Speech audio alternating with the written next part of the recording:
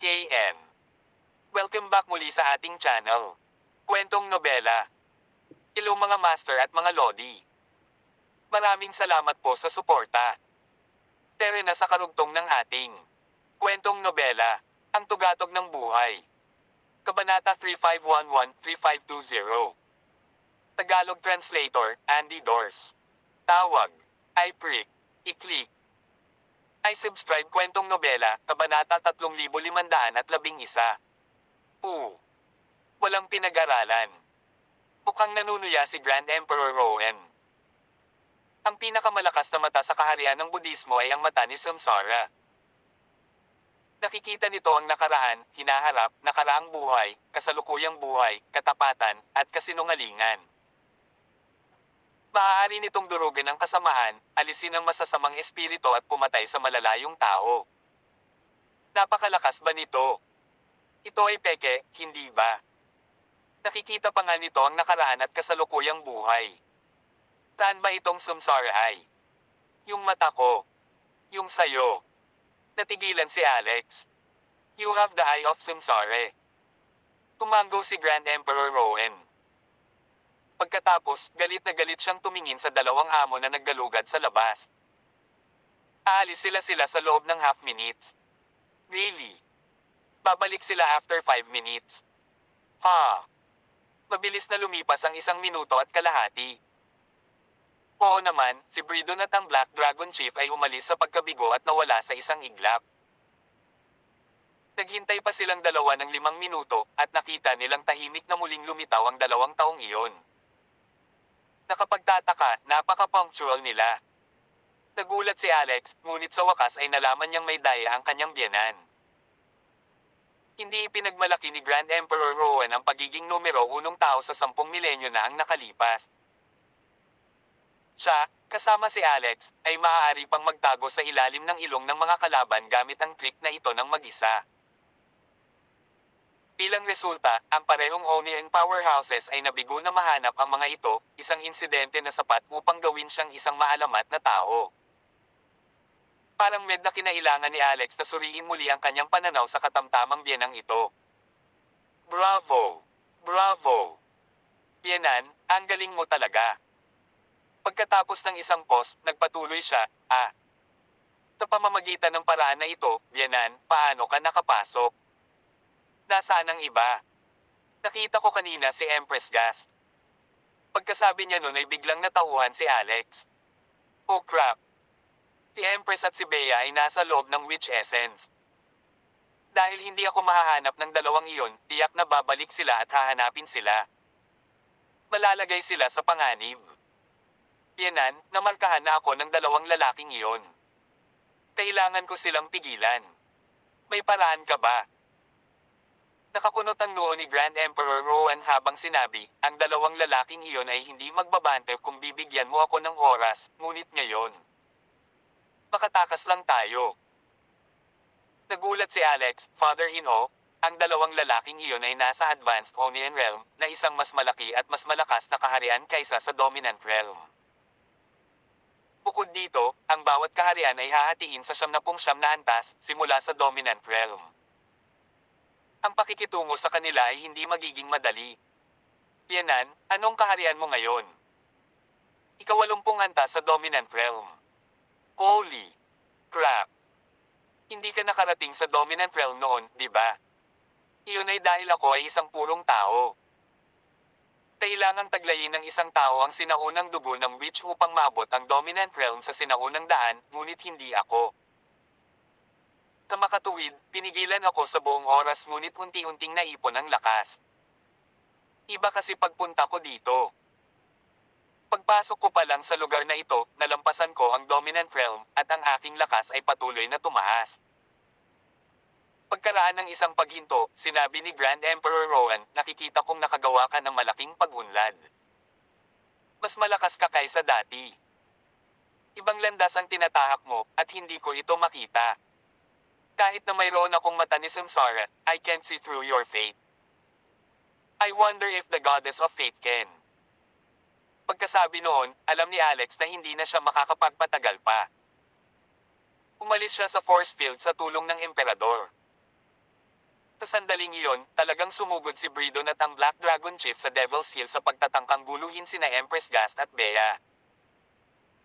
Gayunpaman, doon niya napansin na ang marka sa kay Alex muling lumitaw ang katawan. Nang maramdaman nila ay nasa lugar na kung saan sila naghanap kanina lang. Paanong nangyari te? Paano maglakas loob ang isang mahinang magkaroon ng kakayahan na humaharang sa ating banal na pakiramdam at may tatago ang kanyang sarili ng husto? Pabulin mo siya. Muli siyang hinabol ng dalawang tao.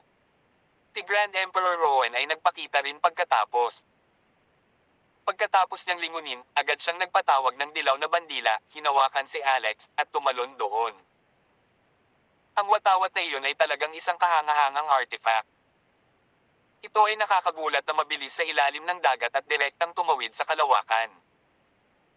Mabilis silang hinabol ni Bridon at ng Black Dragon. Ang itim na dragon na iyon, sa partikular, ay maaaring maabot sila gamit ang kanyang mga kuko mula sa malayo at halos mahuli ang bandila. Nagalit si Grand Emperor Rowan. The Asterisk Man. How dare a Black Dragon show off in front of me? Tinira ko ang Black Dragon Clan at pinugutan ng ulo ang maraming dragon noon. Siguradong papatayin ko siya bilang kapalit kapag nakipagkita sa akin ang main body ko. Napatulala si Alex. Yanan. Hindi ba ito ang iyong pangunahing katawan? Tawag. I prick. I-click. I subscribe kwentong nobela. Ang tugatog ng buhay. Tagalog Translator, Andy Dors Kabanata 3512. Mukhang gulat na gulat si Alex. Ito kaya ang lakas ng isang walang katulad na sinaunang powerhouse. Maaari siyang gumawa ng avatar ayon sa gusto niya, pagkatapos ay lalabas at laganap. Bagamat hindi pa siya umabot sa punto ng pagtakbo, nagawa niyang pahirapan ang dalawang amo ng Onian sa pamamagitan ng pagtatago sa sarili. Ito ay hindi isang bagay na maaaring gawin ng sinuman. Ang aking pangunahing katawan ay nasa sinaunang daan pa rin. Pananagutan ko lamang ang paglilinang at pakikipaglaban, samantalang ang aking pangunahing katawan ay namamahala sa mga usaping pag-ibig. Ang pagkakaroon ng napakaraming asawa ay makakaapekto lamang sa akin bilis ng pagguhit ng espada. Brat, marami ka ring babae. Gusto mo bang matutunan ang avatar skill na ito mula sa akin? Hindi nito pinababayaan ang paggawa. Making love affairs or cultivation. Kapag ang iyong avatar ay may mataas na paglilinang, ang paglilinang ng iyong pangunahing katawan ay tataas din. Kapag ang dalawa ay pinagsama, ang lakas ay lubos na magkakaisa. Nagulat si Alex. Marunong talaga ang matanda kung paano mag-enjoy. Nakakagulat. May naisip pa siyang ganito. Ay, gaya ng inaasahan, napilitan siyang gawin ito, kung walang pumipilit sa kanya, bakit kailangan niyang dumaan sa napakaraming problema? Yanan, ito talaga ang kailangan ko, kung willing kang turuan ako. Sige. Tuturuan kita pagkatapos patayin ang dalawang kulisap na iyon sa likuran natin. Pagkatapos lingunin, minonyebre ni Grand Emperor Rowan ang watawat at muling binilisan. Dumiretso sa mas malalim na kanal sa ilalim ng dagat, sinabi niya, tinangka ko lang ang panghuhula. Ang submarine canyon na ito ay magiging isang pinagpalang lugar para sa atin. Maaari nating patayin ang dalawang nakakainis na surot na iyon nang may malaking kapalaran dito, ngunit natatakot ako na mapahamak tayo pagkatapos makalabas sa canyon na ito. Yanan, tama ba ang panghuhula mo? Ang hirap talaga pakitunguhan ng dalawang yan. Parehas tayong mamamatay kapag naabutan talaga nila tayo. Bakit hindi tayo gumawa ng force field at magtago? Malamig na umungol si Grand Emperor Rowan. Ako ang marangal na sect master ng Stormer Sect. Paano ako hahabulin ng dalawang kulisap tulad ng isang kaawa-awang aso? Hindi yun bagay sa aking tao at estilo. Anong kinakatakutan mo? Ang isang tao ay dapat mamatay ng may dangal. Bumaba. Kinuha ng mahiwagang watawat ang dalawang tao at sumugod sa submarine canyon, ngunit sa sumunod na segundo, isang malakas na puwersa ng pagsipsap ang bumulwak, itinaas ang bandila, at malakas itong hinayla pababa. The Asterisk Man. What the hell? Sigaw ni Alex. Biyanan, anong nangyayari? Pilasan mo at kontrolin mo ang bandila. Umiling si Grand Emperor Rowan. Hindi. Hindi ko ito makontrol. We can only go with the flow and with fortune. Pwede lang sundan natin ayon sa panghuhula, ang submarine canyon na ito ay ang ating sagradong lugar na may mahusay ng pag-aayos. Hintayin mo na lang na dumating sa atin ang pagkakataon. Well, baka mapahiya natin ang dalawang nakakainis na kulisap na iyon dahil sa kakaibang lugar na ito. Ang kanyang biyanan, na parang tubig, ay walang kinatatakutan. Naintindihan naman siya ni Alex pagkatapos mag-isip. The asterisk man. Isa ka lang avatar, isang pag-iral na katulad ng aking mirror image. Hindi man lang big deal kung mamatay ka, pero nasa eksena ang main body ko. Matatapos din ang lahat kung mamamatay ako. Gayunpaman, wala nang ibang paraan ngayon. Hindi napigilan ni Alex na hilahin siya ng puwersang iyon pababa. Pakiramdam niya ay hindi mabilang na mga mata ang nakatitig sa kanya sa proseso na nagpatayo ng kanyang mga balahibo. Tanong ni Alex, biyanan, baka may masama doon, di ba? Tumango si Grand Emperor Rowan. Nararamdaman ko rin. Parang isang kumpol ng matandang babae na nakatingin sa puwet ko. May hindi tama. Tapos, tumangala siya. Nakita niya sina Bridon at Black Dragon Chief na nakarating sa gilid ng kanyan, ngunit hindi siya nang ahas na bumaba. Kung hindi ako nagkakamali, ito ay tila ang Chaos Demon Realm doon. Bakit may gateway para sa ganito dito? Bridon Chase, ang puso ng Fiendlord ay nasa ibaba. Do you dare to go down and get it? Haha. What a joke. Why would I dare not do so? Pumaba na tayo. Chaos Demon Realm lang yan. Ako, Bridon Chase, and I will kill my way as usual. Black Dragon, I think you are old, at ang iyong katamtamang lakas. Mas mabuting pahalagahan mo ang iyong buhay. Bawas ang mamatay ka nang hindi sinasadya pagdating mo doon. Kapag nangyari iyon, magiging manggas ang iyong Black Dragon clan. Tawag. I prick. I-click.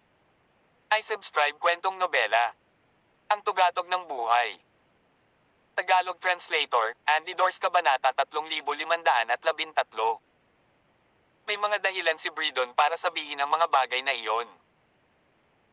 Alam ng lahat sa Chi Universe na ang mga Black Dragon ay magkasalungat sa Benares Dragons.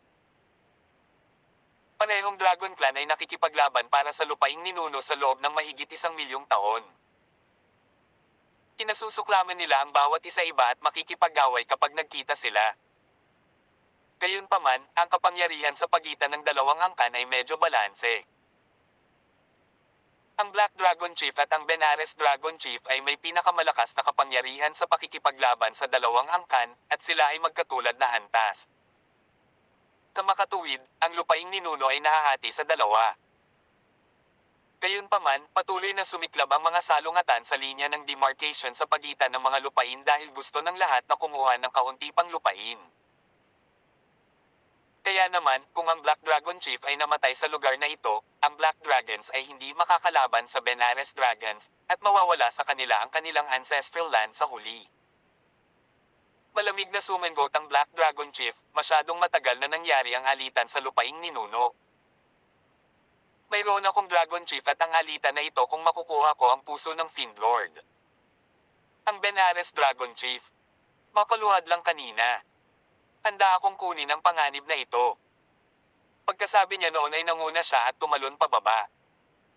Agad siyang napahawak sa mahiwagang puwersa sa ibaba at bumagsak. Umaba ang mukha ni Bridon. Gusto niyang itaboy ang Black Dragon Chief noong una, ngunit hindi niya inaasahan na ang matandang nilalang na ito ay magiging determinado. Hindi rin niya mabitawan ang puso ng Fiendlord, ngunit ayaw niyang agawin muna ito ng matandang itim na dragon. Kaya naman, tumalon din siya agad. Hindi nagtagal pagkatapos tumalon ang dalawang iyon, tahimik na lumutang ang isang malaking barko sa malapit. Ang tumalon lang dito ay parang si Bridon Chase mula sa Thousand Sword Sect. Dito talaga makikita ang puso ng Fiendlord. Mukhang maswerte tayo. Sandali lang. Sa sandaling iyon, isang matandang babae ang nagunat ng kanyang kamay at tumingin sa madilim na submarine canyon. Pagkatapos ay sinabi niya, may mali sa lugar na ito. Napakaraming negatibong sama ng loob, Chi. Ang purong demonyong Chi ay dapat umiikot at hindi makakasakit ng sinuman kung ito talaga ang Chaos Demon Realm, ngunit ito. Lola, isa kang walang katulad na dalubhasa. Anumang panganib ay karaniwan sa harap mo. Napangiti ang isang dalaga sa barko habang sinusuyo ang matandang babae. Tama. Lola, lumuhad at magpapatirapo lang si Bridon Chase sa harap mo kung papasok ka.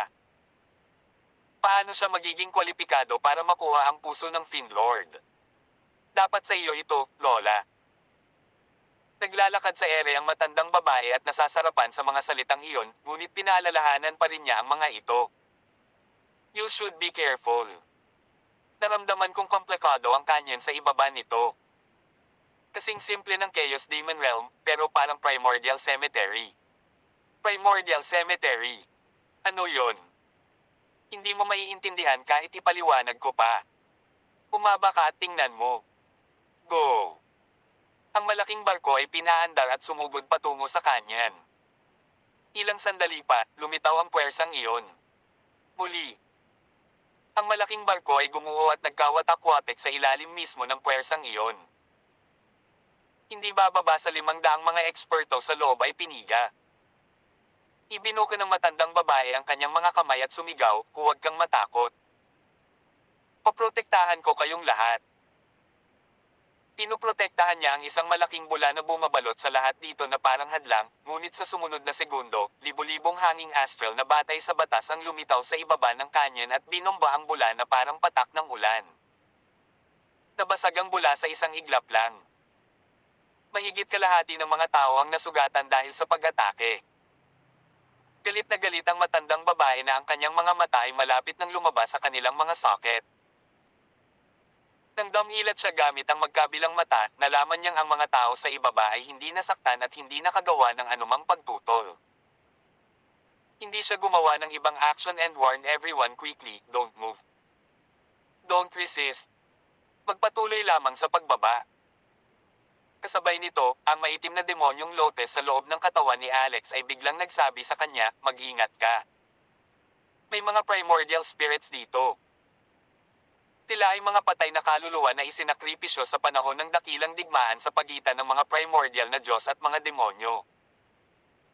Tila ay naging walang katulad na kakilakilabot ng mga demonyo sa espesyal na kapaligirang ito. Ang lugar na ito ay tiyak na isang nakakatakot na lugar.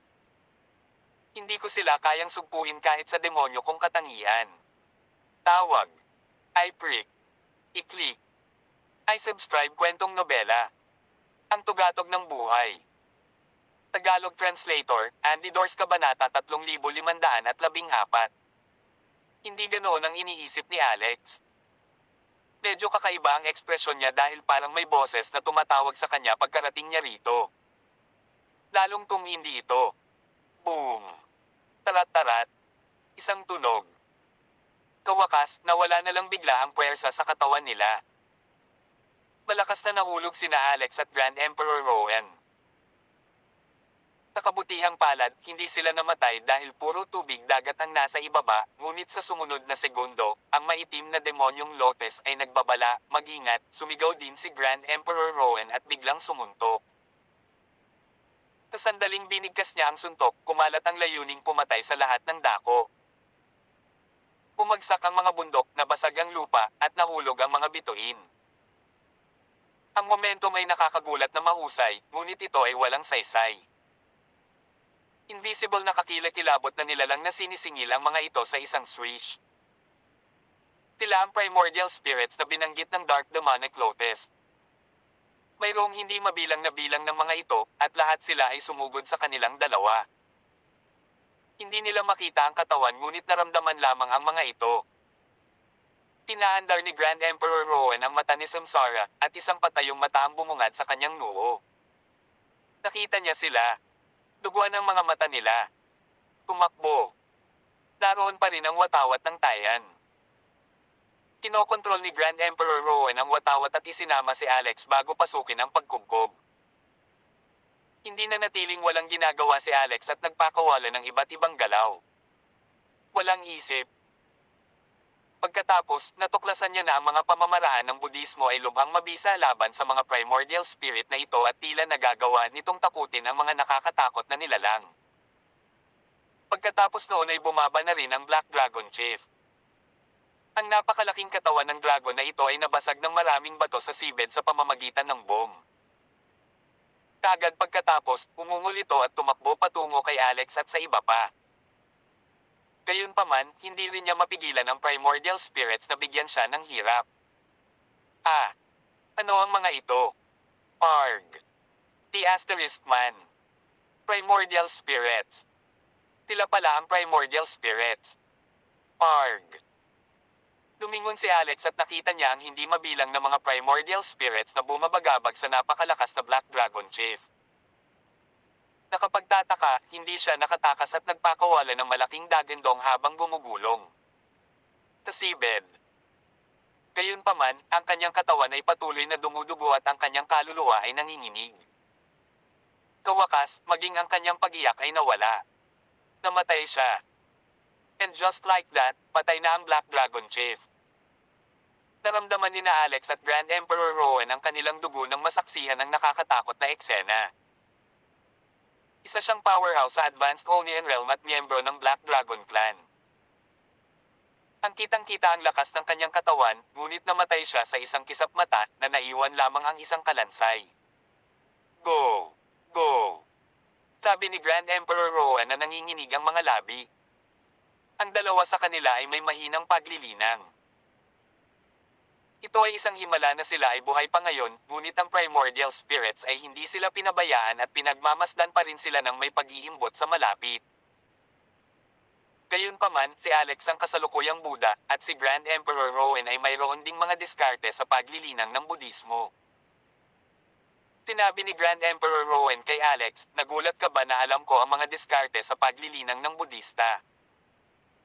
Kung tutusin, malamang hindi mo alam na isa akong monghe sa past life ko. Kilala mo ba ang Dragon Subdo ang Arhet? Alam ko. Daoji. Oo. Ako yan. Natahimik sandali si Alex. Gayunpaman, pareho silang magkapatid. Ang Grand Emperor Rowan ay si Daoji, samantalang siya ang Buddha. Ang dalawa sa kanila ay nakatadhana sa Budismo, kaya nagawa nilang harangan pansamantala ang primordial spirits. Go! Go! Go! Tinabi ni Grand Emperor Rowan, sinabi sa iyo na ang lugar na ito ay magiging isang pinagpalang lugar para sa atin. Ang dalawang nakakainis na surot na ito ay mamamatay dito, at ngayon ay may natitira.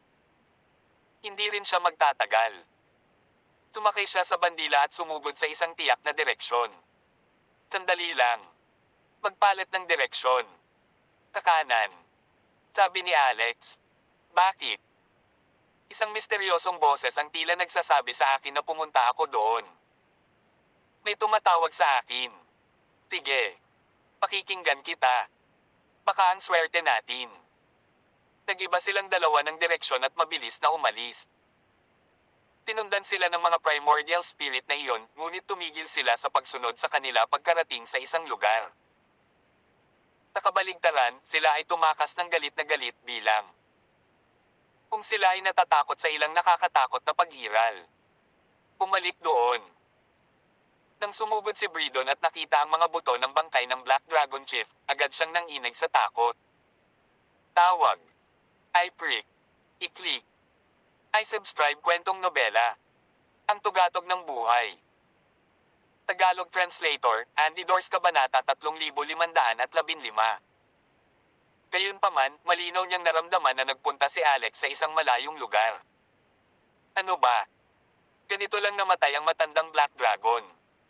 Niloloko mo ba ako? Primordial spirits. Oh, my God. Mabilis na nagpatawag ng espada si Bridon. Isang tibak ang bumubuo ng 1,000,000 espada, at lahat sila ay nakapalibot sa kanya.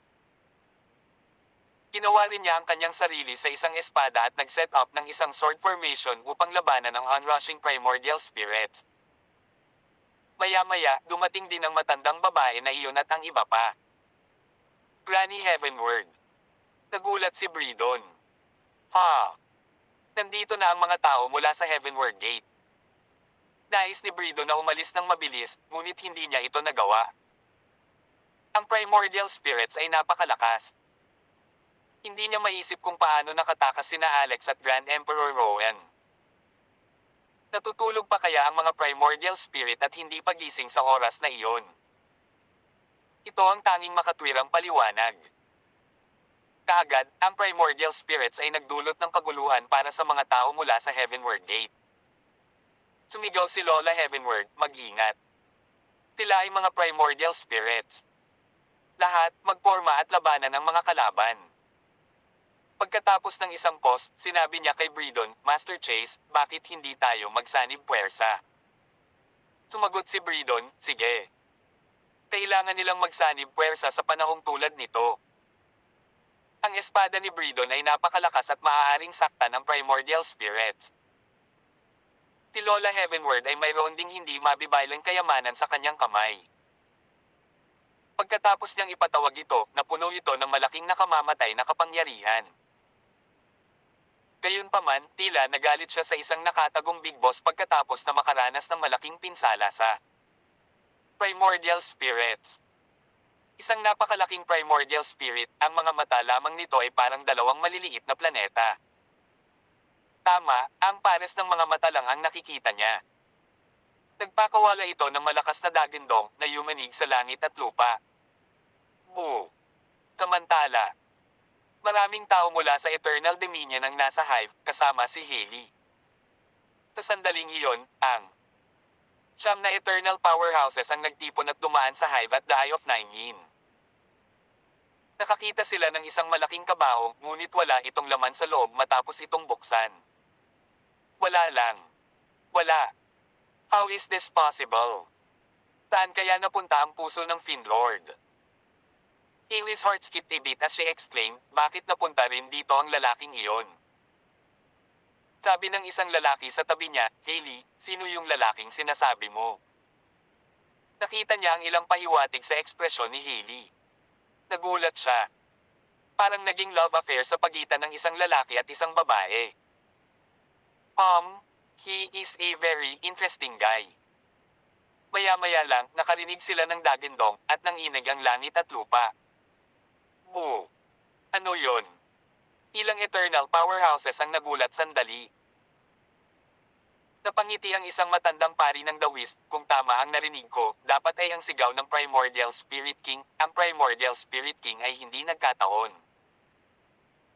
Tinira ng Fiendlord ang mundo at pinatay ang milyon-milyong Diyos sa malaking labanan sa pagitan ng mga primordial na Diyos at mga demonyo noon. Kinamumuhian ng Primordial Spirit King ang Fiendlord. Marahil ay hinahanap din niya ang puso ng Fiendlord. Primeval Lord of Heaven, forget about the Fiendlord's heart. Biglang sabi ni Hailey na nakangiti. Nagulat ang matandang pari ng The West. Heavenbane, what do you mean? Sabi ni Hailey, nakuha ng aking kaalyado ang puso ng Fiendlord. Walang sino man sa inyo ang magtatangkang alisin ito sa kanya. Kakampi mo. Sino te? Ang kakampi ko ay lalaki ko, syempre. Ano? Heavenbane, nakahanap ka ng kasosyo sa paglilinang.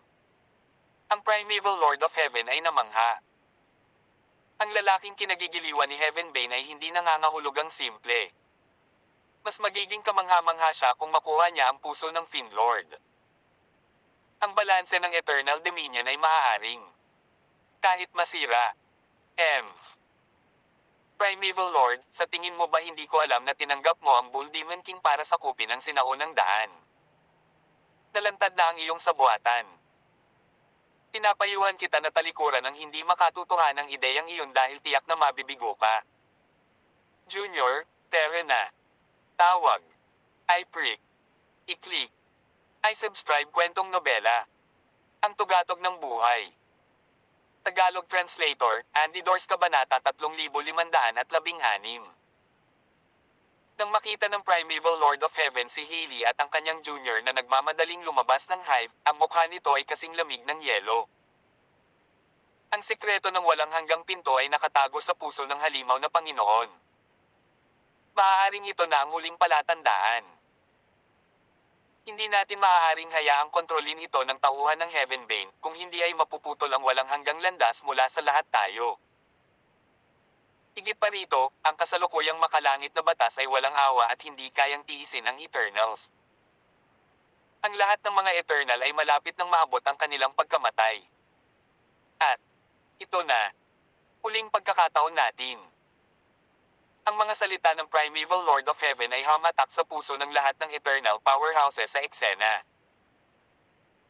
Bagamat alam nila na ang Primeval Lord of Heaven ay may hindi malinis na intensyon, hindi maitikaila na hindi pinahintulutan ng makalangit na batas ang mga Eternal. Wala sa kanila ang nakaabot nitong level ay isang tanga. Isang kabataang babae na nakaputi na may lantad na mga hita ang nagsabi, Primeval Lord, alam naming lahat na sinusubukan mong baguhin ang heavenly fate, ngunit hindi iyon makatotohanan. Ang makalangit na batas ay walang awa, at tinatrato nito ang lahat mga nilalang ng patas. Hindi ba't ang dating Heavenly Fate Pavilion ay namatay din sa isang gabi sa huli? Tinabi ng Primeval Lord of Heaven, Malika. Hindi ko babaguhin ang Heavenly Fate, kundi para kontrolin ang Everlasting Door. Gusto kong mabuhay ang lahat magpakailanman. Lahat ay maaaring maging dragon o Diyos. Lahat ay maaaring makapasok sa walang hanggang pinto. Natigilan ng ilang Eternal Powerhouse nang marinig ang mga salitang iyon mula sa Primeval Lord of Heaven. Nagulat sila, ang lalaking ito ay humawak sa isang katawa-tawang ideal.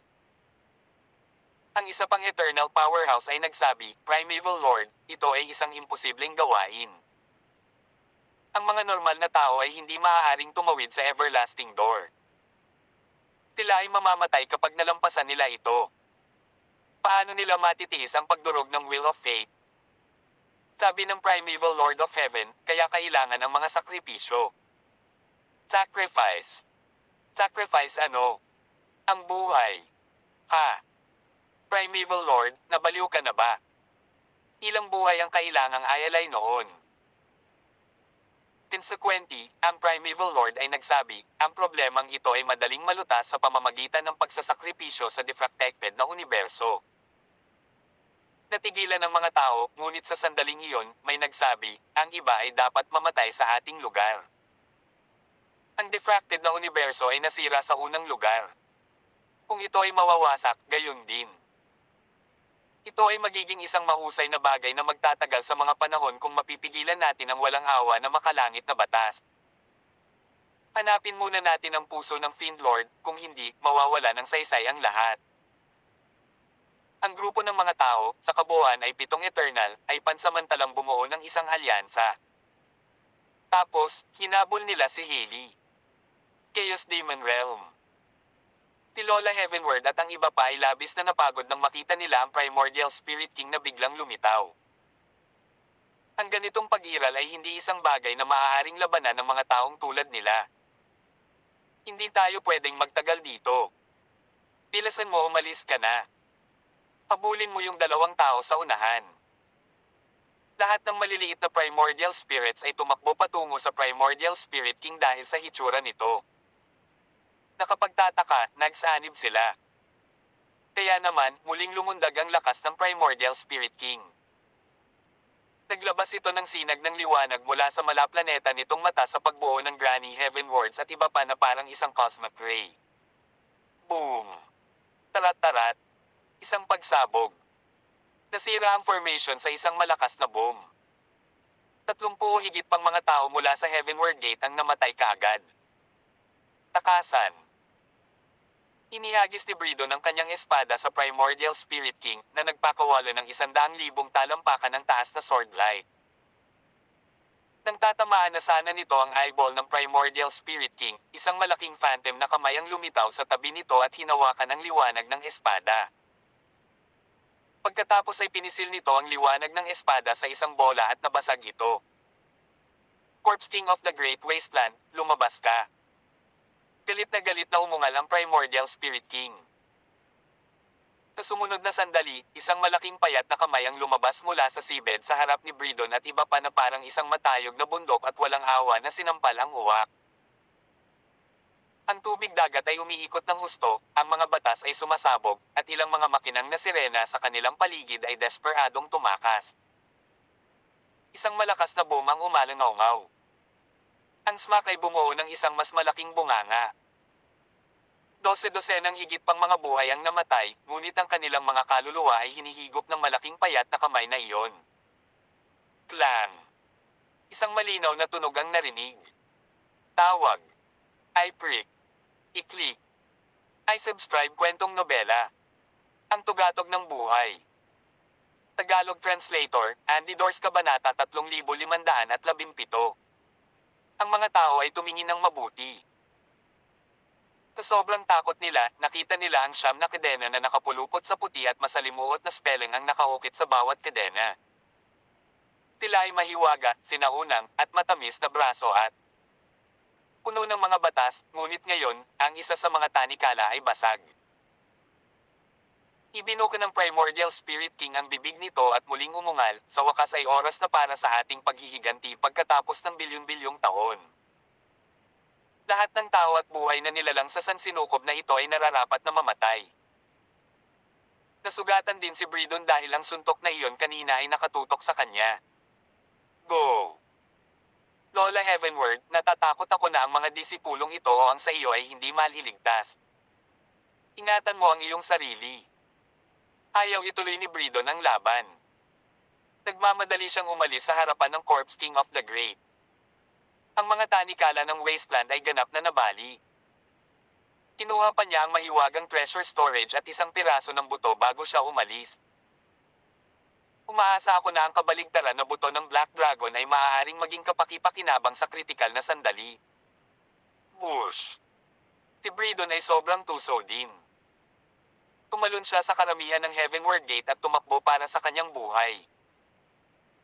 Tulad ng kasabihan, hindi ko kailangang tumakbo ng mas mabilis kaysa sa mga kalaban. Kailangan ko lang tumakbo ng mas mabilis kaysa sa mga kasama ko. Iniunat ng Primordial Spirit King ang hindi nakikitang kamay nito at mahigpit na hinawakan ang karamihan.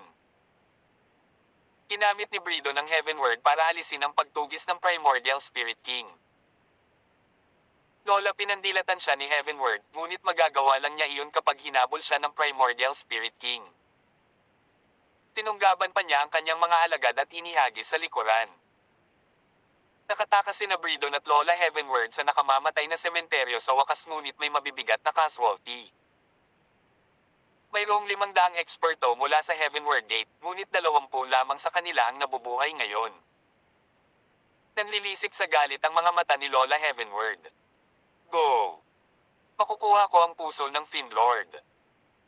Sumagot si Bridon, Lola, wala kang final say, di ba? Nagalit si Lola Heavenward. Hindi kita pinanagutan sa paggamit ng aking mga disipulo sa sekta, tumakbo ka para sa iyong buhay ngayon lang. Tanging ang puso ng Fiendlord ang makakabawi sa malaking pagkawala ng aking Heavenward Gate. Tumawa si Bridon. Yung mga may kakayahan na karapat-dapat na angkinan ng kayamanan. Alamin natin kung sino ang may kaya. Pagkatapos niyang sabihin iyon, tumakbo siya pasulong. Nararamdaman niya pa rin ang presensya ni Alex. Kapag tinakasan ko si Lola Heavenward, saan siya pupunta para hanapin ang puso ng Fiendlord? Haha. Bush. Umihit si Bridon ng isang matalim na espada at mabilis na nawala. Hindi pumayag si Lola Heavenward pumunta siya, kaya hinabol niya ito kaagad. Hinabol sila ng natitirang mga disipulo ng Heavenward Gate, ngunit mas mabagal sila. Sa makatuwid, maaari lamang silang maghanap sa daan. Sa sandaling iyon, pumasok sina Alex at Grand Emperor Rowan sa isang mahamog na puting lugar. Sinabi ni Grand Emperor Rowan, ang mga batas at aura dito ay napakakapal. Sa tingin ko, ito ay 100 beses na mas mabilis kaysa sa labas kung maglilinang ako dito. Nalampasan ko na naman. Naabot niya ang 81 antas ng Dominant Realm sa isang iglap. Hindi nakaimik si Alex. Tinasadya ako ng biyanan, di ba? Bakit hindi ko maabsorb ang anumang kapangyarihan ng mga batas dito sa halip? Sabi ni Alex, the asterisk man eat. Tiyak na nasa likod nito ang nakakatakot na puso. Pakiramdam niya ay hindi mapigilan ang pagtibok ng kanyang puso. Isa pa, bumibigat ang tibok ng puso. Parang tambol ang pintig ng puso. Haha, nalampasan ko na naman. 82nd level. Holy crap. Father-in-law, sigurado ka bang tama ang cultivation mo? Hindi ito ilusyon, di ba? Paano pwede bang ganun kabilis? Wala pang isang minuto ang nakalipas, tama ba? Sabi ni Grand Emperor Rowan, ito ang kapalarang sinasabi ko. Ito ang banal na ambon ng Diyos ng Fortune, ngunit hindi ko inaasahan na hindi ka magkakaroon ng swerte sa kapalaran na ito. Hindi bale na. Paprotektahan kita. Ay nako. Lumagpas na naman ako. 84th level na ngayon. Hindi nakaimik si Alex. Noon lang, naramdaman nilang may humahabol sa kanila. Si Bridon Chase iyon. Ayaw niya lang kaming iwan. Takbo. Mabilis. Tawag. I-prick. I-click. I-subscribe kwentong nobela. Ang tugatog ng buhay. Tagalog Translator, Andy Dors Kabanata 3518. Pumangon ka dito. Ipinatawag ni Grand Emperor Rowan ang watawat na iyon para sa isang pinabilis na paglalakbay at hinayla si Alex pataas. Kailan pinasok niya itong puting fog kanina, iniligpit niya ang bandila dahil sa tuloy-tuloy na pag-upgrade sa maikling panahon. Ngayong nakasakay na siya sa bandila para makatakas, bigla niyang nalaman na ang bilis niya ay grabe. Apektado ng foggy white area na ito. Maging ang kanyang paningin at banal na kamalayan ay nagambala. Tinawag niya itong foggy white area dahil nasa seabed ito na halos walang visibility. Pakiramdam niya ay bumagsak siya sa isang pool ng gatas. Boom! Tarat-tarat. Isang tunog. Ang watawat ni Grand Emperor Rowan ay tumama sa isang bagay na hindi kilala. Agad silang bumagsak at muntik ng ma-accident. Inactivate nila ang X-ray vision na ginawang mas mataas ang kanilang visibility kaysa sa iba. Kailan tumingin sila, halos mapasigaw sila. Tumama ang watawat sa isang higanteng may 8 armas. Mukha itong mabangis sa unang tingin. Ang katawan nito ay tiyak na mas matigas kaysa sa kanila, hindi pa banggitin ang antas ng paglilinang nito. Roar! Ang halimaw na iyon ay umungal at hinampas ang patpat sa kamay nito. Umalis ka sa daan. Nagtama ang mga palad nila at humiram ng lakas para makaiwas sa suntok. Pagkatapos, nakakita sila ng isang patpat na kasing laki ng bundok na dumudurog ng malakas sa lupa. Ay nako! Gaano kalakas ang lakas na iyon? Ang isa pang kanyon ay lumitaw mismo sa lupa. Takbo! Mabilis na natukoy ni na Alex at Grand Emperor ang direksyon at mabilis na tumakbo, ngunit sa hindi inaasahan, ang 8 armadong halimaw ay hindi mabagal. Umalis ito gamit ang 4 na paasa na pakabilis na bilis. *T. Anong klaseng halimaw ito? Pareho silang sumugod kay Bridon na humahabol sa kanila. Mahina ang visibility ng lugar na ito, at walang X-ray vision si Bridon. Makikilala lang niya ang direksyon base sa marka sa katawan ni Alex. Sa pagkakataong iyon, naramdaman niyang papalapit sa kanya si Alex, kaya naisip niyang naliligaw si Alex. Nakaramdam siya ng labis na pananabik nang mabangga siya ni Alex. Lumalakad ka sa bitag.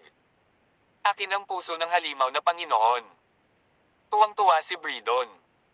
Kumalaw siya nang makalapit si Alex. Gayunpaman, tumalikod si Alex at biglang nagtungo sa ibang direksyon ng halos 100 metro na ang layo niya kay Bridon. Ha? Natuklasan niya ba ako?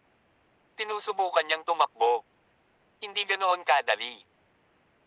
Agad na sinunggaban ni Bridon si Alex, ngunit sa sandaling iyon, isang matinding krisis ang lumitaw sa kanyang likuran.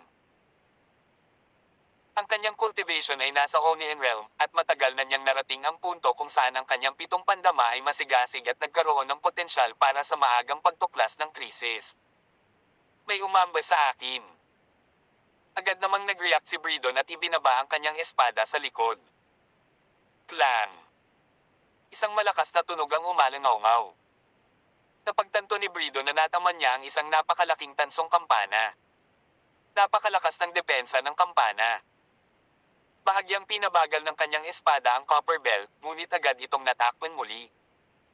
The asterisk man. Lola Heavenward, are you trying to fight me to the death?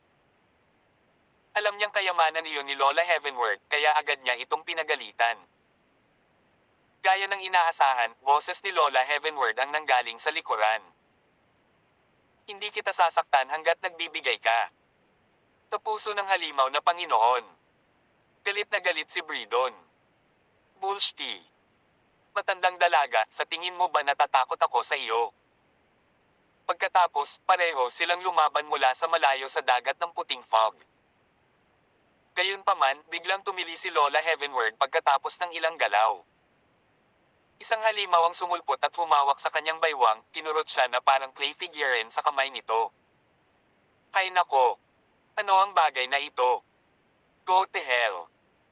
Natigilan si Lola Heavenward dahil hindi pa siya nakakita ng ganoong halimaw. Mabilis niyang nakontrol ang mahiwagang kayamanan at hinampas ito. Ito ang tansong impyerno na may kamanghamanghang depensa, ngunit nakasalubong nito ang karibal nito sa pagkakataong ito. Ang mga halimaw ay may kabuoang 8 armas. Hinawakan nito ng 2 braso ang tansong kampana bago ito bamuka at kumagit. Basag! Basag! Si Lola Heavenward ay natakot. Sa kanyang sorpresa, ang halimaw na iyon ay agad na lumikha ng malaking pagbubukas sa natal magical treasure pagkatapos ng ilang kagat. Ang mga ngipin ng halimaw na ito ay nakakatakot, ito ay lumulunok at nilamon ang kalahati ng tansong kampana sa isang kisap mata. Tawag. I prick. I-click. I subscribe kwentong nobela. Ang tugatog ng buhay. Tagalog Translator, Andy Dors Kabanata 3519. The asterisk man ito. Si Lola Heavenward ay baliw na parang basang inahin. Bilang karagdagan, ang natal magical treasure na nawasak ng kagat ay napinsala din ang kanyang kaluluwa sa isang tiyak na antas. Mabuti na lang at mabilis niyang nataman ang halimaw at naputol ang isang braso nito habang sinasamantala ang katotohanang kinakain lang nito ang tansong kampana. Pagkatapos ay tumakas siya, ngunit sa sumunod na segundo, galit na galit ang halimaw. Bukod dito, ang naputol na braso nito ay gumaling din sa nakikitang bilis. Mabilis itong tumubo ng bagong braso. Anong klaseng halimaw yan? Takbo. Natakot si Lola Heavenward. Ang Chaos Demon Realm ay delikado lang. Hindi niya alam kung alam ni Bridon ang pag-iral ng halimaw na ito, ngunit ngayon, ito ay nasa mainit na pagtugis sa kanya at mas mabilis pa sa kanya.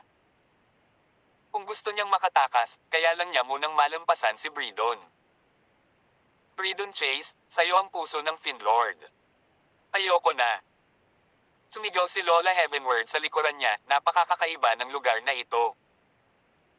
Natatakot akong malagay sa panganib ang aking mga disipulo, kaya't umalis ka muna. Nanunuya si Bridon sa narinig. Old Virgin, I don't believe you. Gayunpaman, medyo bumagal siya nang hindi sinasadya. Dahil dito, naabutan siya ni Lola Heavenward at nilagpasan siya ng isang haplos, tumatakbo pasulong ng hindi lumilingon. The asterisk man. The asterisk dick. Ang daya mo talaga. Pero, matandang dalaga. Mali ang direksyon na tinatahak mo. Sa sandaling iyon, napagtanto niya ang isang matinding problema. Hindi hinahabol ni Lola Heavenward si Alex ngunit tumatakbo papalayo sa halimaw na nasa likod niya. Boom! Tarat-tarat. Isang tunog. Hinawakan ng halimaw ang lupa gamit ang 4 na paa nito at tumalbog ng malakas, tumalon ng mataas. Pinaril nito ang isang mahabang sibat sa braso nito. Buzz! Ang mahabang sibat ay binaril mismo kay Bridon. Nakaramdam ng adrenaline rush, buong lakas na gumulong si Bridon sa lupa bago niya ito naiwasan ng masama. Pagkatapos, sinunog din niya ang kanyang vital energy at mabilis na tumakbo. Thud! Thud! Thud! Muling naabutan ni Bridon si Lola Heavenward at nagmura, "Old hag, you tricked me. Ang tuso mo talaga bilang isang Zorro. Ano ang pinagmula ng lalaking iyon sa likod?" Sabi ni Lola Heavenward, "Malamang tatay mo yon. F***. Matandang birhen, asawa mo yan." Dahil dito, may itinapon si Lola heavenward ng biglaan. Bush! Ang lugar sa likod niya ay agad na naging maputik na latian. Pagpasok pa lang ni Bridon, dumanas siya ng kapahamakan. Tapos, sa isang iglap ay sumugod din ang halimaw na iyon sa kanya. Dagendong. Arg. Habang tumatakbo sa unahan, narinig ni Lola heavenward ang kahabag-habag na sigaw ni Bridon. Kahit na hinampis niya ang kabaligtaran na buto ng Black Dragon, ang 8 armadong halimaw na iyon ay parang insekto lang. Kaya niya, hindi masira ang depensa ng halimaw na iyon. Ilang sandali pa ang hiyawan, at tuluyan na itong tumahimik. Ang master ng henerasyon ay namatay mula sa hindi kilalang dahilan. Sa isang iglap, naramdaman ni Alex na gumaan ang kanyang katawan. 2 Onion powerhouses ang nagmarka sa kanya dati. Palagi niyang nararamdaman na may nag-e-espya sa kanya, ngunit nawala na ang pakiramdam na iyon kasabay ng pagkamatay ng 2 Onion powerhouses. Piyanan, mukhang patay na ang 2 iyon sa Onion Realm. Sabi ni Alex kay Grand Emperor Rowan. Ha? Sabi ko na nga ba? Sa amin, ito ay isang sagradong lugar na may pinakamataas na kapalaran. Paano na ang 2 piraso ng papatayin tayo ng basura? Gayunpaman, iniisip ko kung hinahabol pa rin tayo ng halimaw na iyon, sabi ni Grand Emperor Rowan. Napakadelikado ng lugar na ito. Bakit hindi tayo magpahinga saglit dito tapos mag-level up agad? Kailan I transcend into the Onion Realm, I will have the power to fight it. Gaano katagal ito? Sa tingin ko, tapat na siguro ang 1 minuto.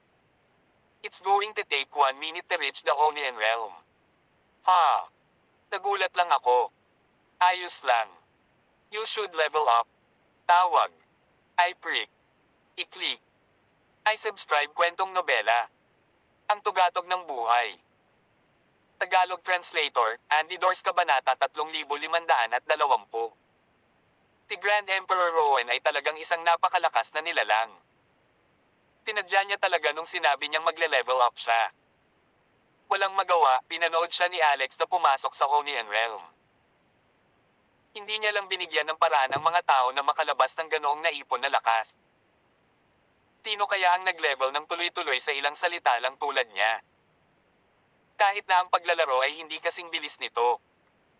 Gayunpaman, siya ay si Grand Emperor Rowan, ang polygamist. Heavenly Emperor, ang pinakamalakas na halimaw sa sinaunang panahon. Hindi maniniwala si Alex kung hindi niya ito nakita ng sarili niyang mga mata.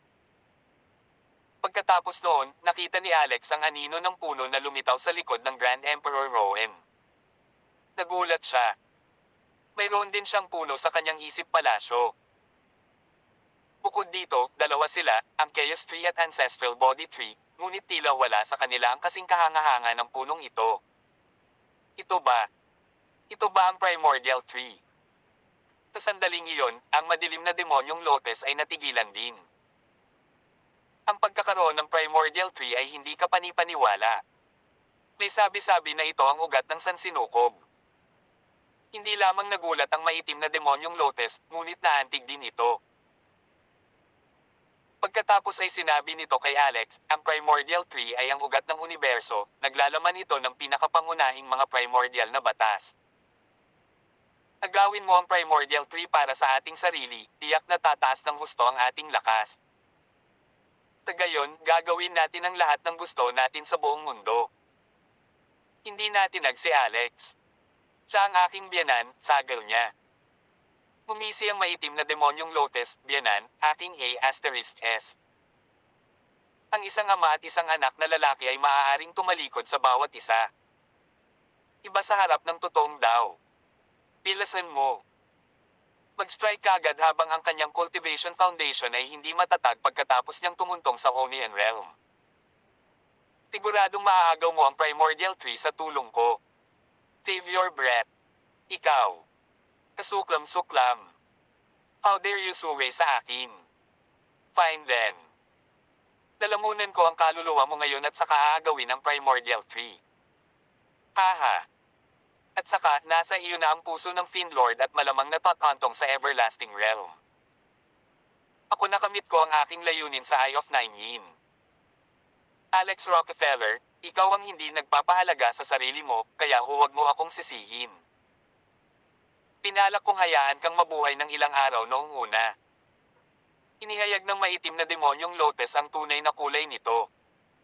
Bigla itong lumabas sa katawan ni Alex. Bahagyang umindayog ang malaking maitim na Lotes, ngunit nagbunga ito ng napakalaking kapangyarihan ng demonyo. Higit pa rito, ang lugar na ito, ang malagatas na puting mahamog na lugar ay umaalon at umatras dahil sa hitsura nitong itim na Lotes. Alex Rockefeller, ikaw ang aking host. Lalamunan kita. Sabi ng maitim na demonyong Lotes, kung gayon, dadalhin kita sa tuktok ng daw at makamit ang kawalang hanggan. Isaalang-alang ito bilang isang pabor na binayaran. Kagad pagkatapos, binalot nito ng husto si Alex. Kasuklam-suklam. Noon lang, biglang binuksan ni Grand Emperor Rowan ang kanyang mata. Ito ay ang ikatlong mata, isang patayong mata sa kanyang noo, ngunit nakakagulat, naglalaman ito ng dalawang mag-aaral. Ang mata ni Samsara ay malamig na tumitig sa madilim na Lotes ng demonyo. Ha! Mukhang naramdaman ito ng Dark Demonic Lotes, kaya mabilis itong lumingon. Kasabay nito, wala itong nakitang kakaiba kay Grand Emperor Rowan. Buti pa siya, at nakapikit ang mga mata. Tik! Pamantong hininga ang Dark Demonic Lotes at sinisi ang sarili sa pagiging paranoid. Nakatuon ito sa paglamon kay Alex, ngunit pagkatapos, muling iminulat ni Grand Emperor Rowan ang kanyang mata. Kasabay nito ang pagkinang ng tirek na mata na iyon. Isa itong misteryosong simbolo. Buzz. Ang simbolo ay naging isang hola at tinakpan ng madilim na demonyong Lotes at Alex. Ha! Nagulat ang maitim na demonyong Lotes at agad na nag-react, sinusubukang iwaksi ang hola na inihagis ni Grand Emperor, ngunit hindi nagtagal, napagtanto niyang may hindi tama. Ano ito? Takes eternities. Ang Dark Demonic Lotes ay nabigla. Akala ko ang Six Eternities ay nasira at napahamak noon pa man. Paano ka? Sabi ni Grand Emperor Rowan kay Alex, Alex, maghintay ka. Ang maitim na demonyong Lotes na ito ay hindi nakakatakot. Magkapit-bisig tayo at dalisayan ito. Nasa dilema si Alex. Nagkaroon ng affair ang Dark Demonic Lotes. Hindi, ito ay nakaugnay sa 3,000 Lotes sa loob ng kanyang katawan at makokontrol din ang 3,000 mundo ni Alex. At saka, ito ay makapangyarihan. At kilala siya tulad ng likod ng kamay nito. Matagal nang alam ni Alex na ang demonyong ito ay isang potensyal na banta. Parang wala siyang naisip na solusyon. Naisip pa niya ang hindi mabilang na mga solusyon sa mga kababaihan sa kanyang pamilya, ngunit nabigo siyang mag-isip ng perpektong solusyon sa huli. Dahil dito, wala pa rin siyang solusyon nang sumapit sa kanya ang tunay na panganib. Ngayon, anong dapat kong gawin? Mamatay. Hindi ko matatanggap. Paano ko matatanggap? Hinding-hindi ako magiging paanang pusa ng iba. Hindi na siya makakita sa labas ngayon ngunit naririnig niya ang sinabi ng kanyang biyenan, sabi ni Grand Emperor Rowan. Kumbaga, siya. Parang may solusyon. Buzz. Galit na galit ang maitim na demonyong Lotes. Parang may nagbubuklod dito. Hindi sumuko si Alex nang walang pakikibaka at sinubukan ng iba't ibang paraan. Kailangan niyang subukan ito kahit nasa presyo ng buhay at kamatayan. Tar-eret, boom boom. Boom. Sunod-sunod na tunog. Iyon ang tibok ng puso ng Fiendlord. Masigla itong tumibok na para bang ang puso ni Alex ay mabilis na tumatakbo at naglalagay ng malakas na pagtutol. Till then. Hanggang sa muling kabanata. Dito sa ating channel. Kwentong Nobela. Mabuhay. Please like, share, and subscribe. Salamat po.